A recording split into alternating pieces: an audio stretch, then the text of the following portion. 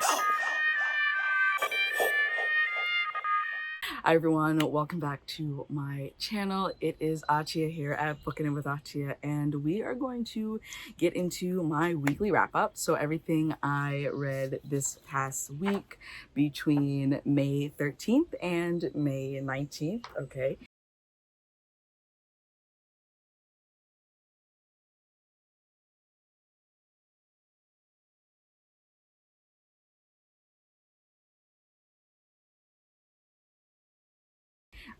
I am outside, so there is a good chance that I will be swatting bugs throughout this entire video.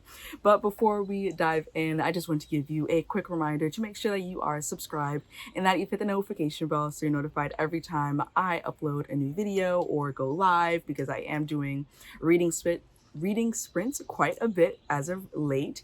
Also, check out my Etsy shop and my Pinko Book storefront, where you can essentially shop my unhaul shelves, and it's books in great condition for great prices.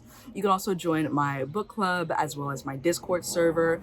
All of those are linked down below. And then you can also join my Patreon for as low as $3 a month and just help further support my creative endeavors.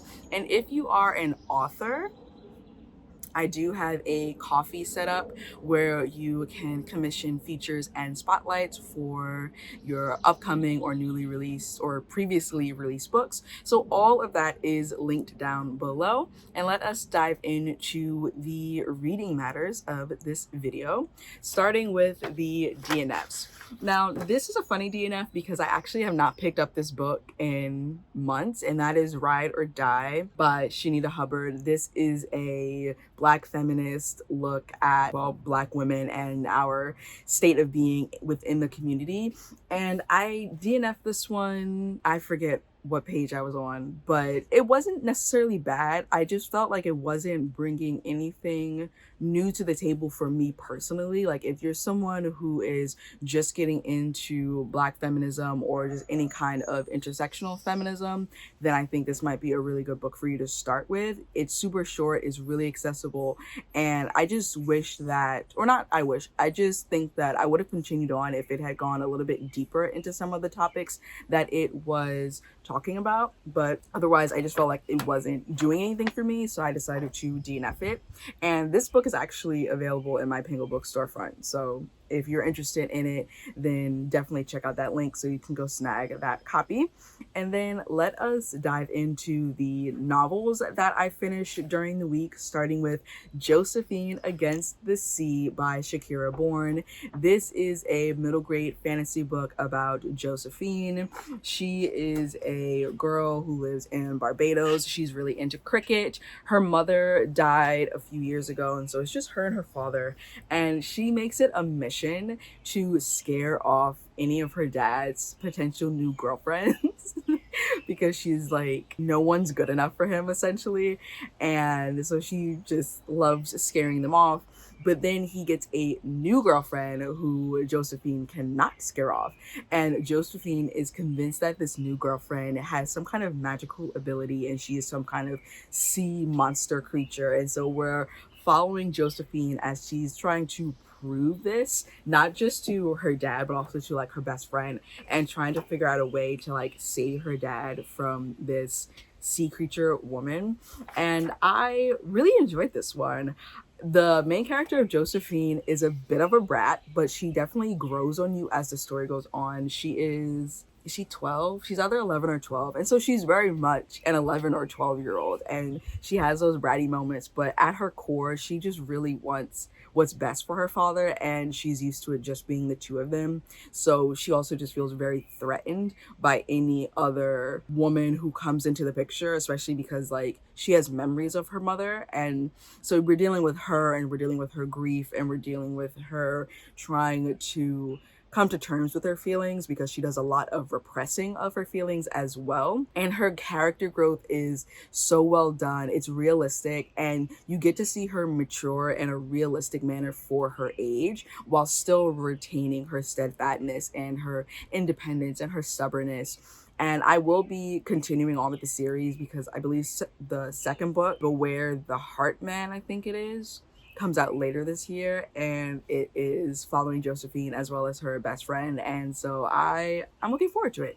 And I gave Josephine Against the Sea 4 stars. Then the second novel that I finished during the week was Women of Good Fortune by Sophie Wan. This follows 3 best friends in Shanghai, China. And we have one best friend, Lulu, who is supposed to be getting married in about like 6 or 7 months. She's supposed to be getting married to the most eligible bachelor in Shanghai, and she's unsure that she wants to go through with the wedding, and it's a lot of pressure, and just a lot of pressure. And then we have Jane, who has been told her entire life that she is ugly. She is in this marriage that was arranged by her parents, and she is completely dissatisfied. She wants plastic surgery, and she also wants to divorce her husband.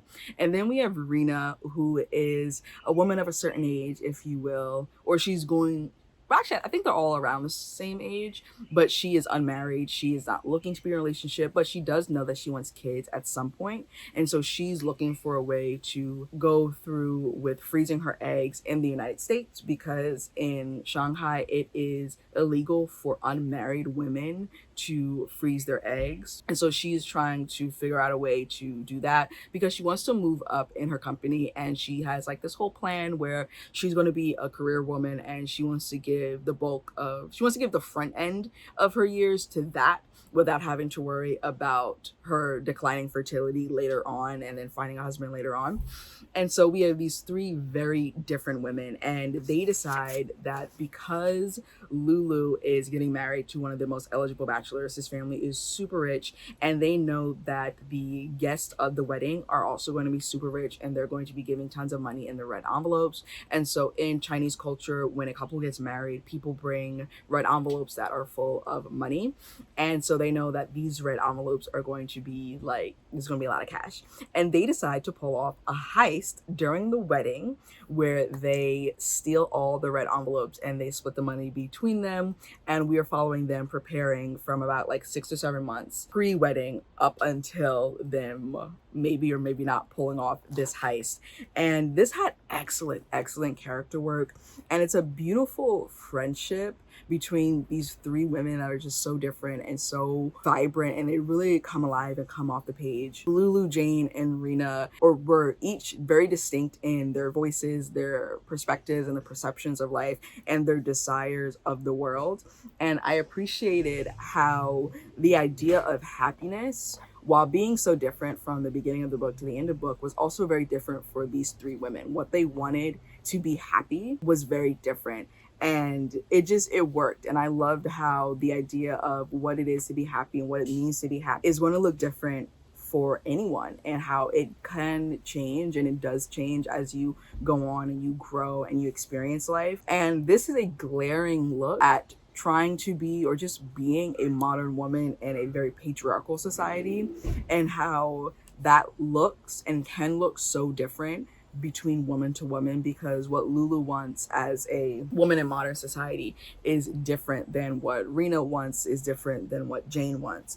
And I would definitely read more from this author, and I ended up giving Women of Good Fortune 4.5 stars. Now moving on to the 6 manga that I finished during the week. First up, we have Blood on the Tracks volume 14. I gave this one 5 stars. This is a psychological horror. I'm actually nearing the end of the series, so I'm a little bit sad about it, but I'm also excited to see how it ends.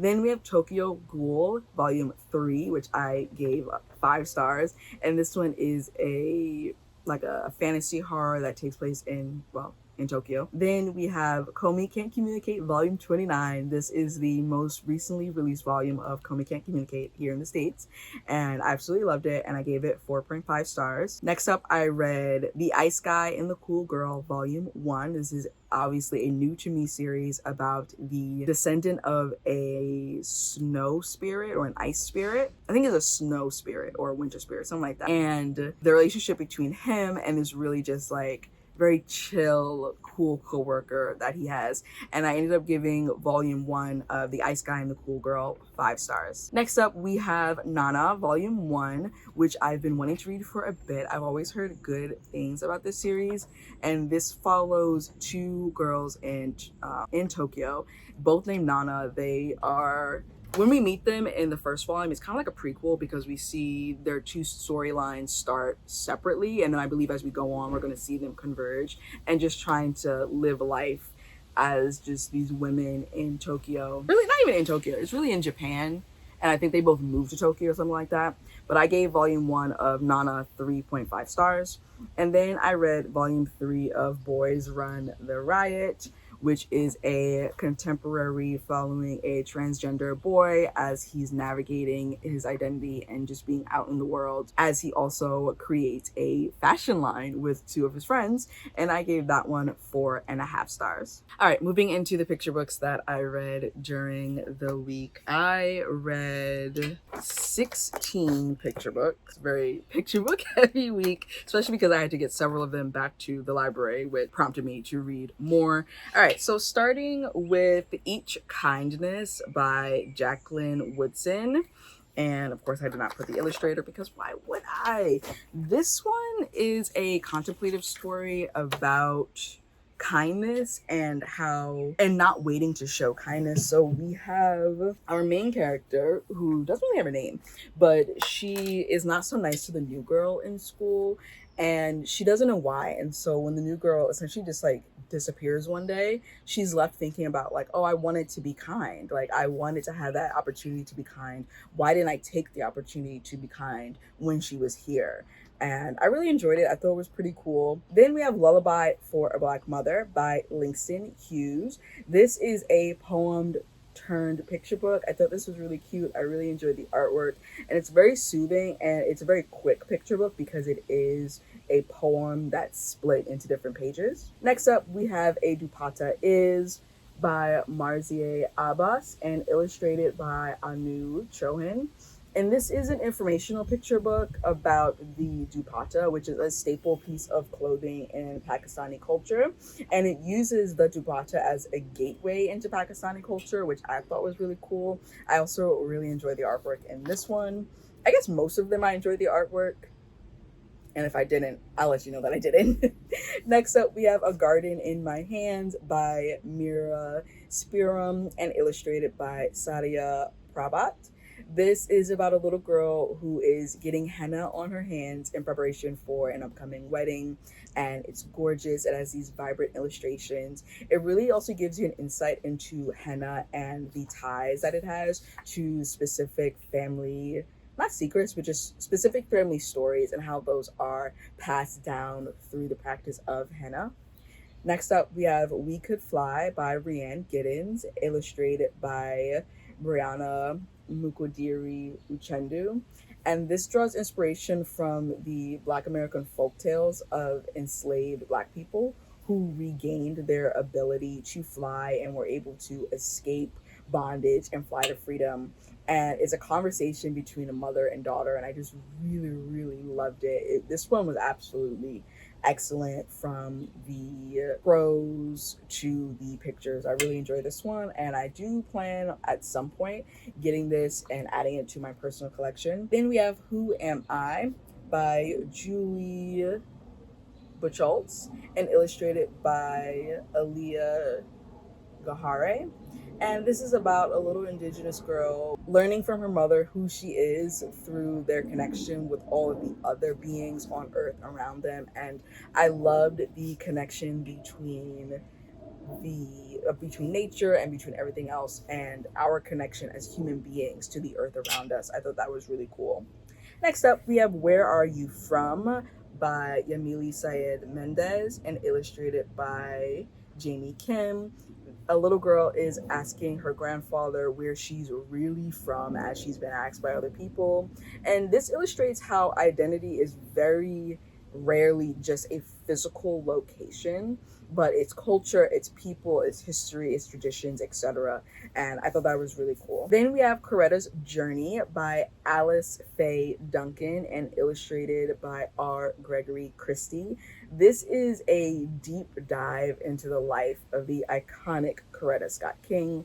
It's a blend of prose and poetry, and it's a nice homage to the work that Miss Coretta did using her voice, both musically and through speeches. I absolutely love this one. It's a little bit of a longer read for a picture book because of how much prose is in it. It really is definitely meant for older audiences, so maybe like older elementary to middle school age, because of just how much history is packed into it. Or if you're going to read it to a younger audience, maybe you don't try and finish it all in one sitting, because it really is an informational text. Next up, we have Ramen for Everyone. This is about a little boy who wants to serve the perfect bowl of ramen like his father, but he keeps running into missteps. And this is about it not being perfect. It doesn't have to be perfect, and you can make it your own. And perfection comes from being able to change and pivot and make it different.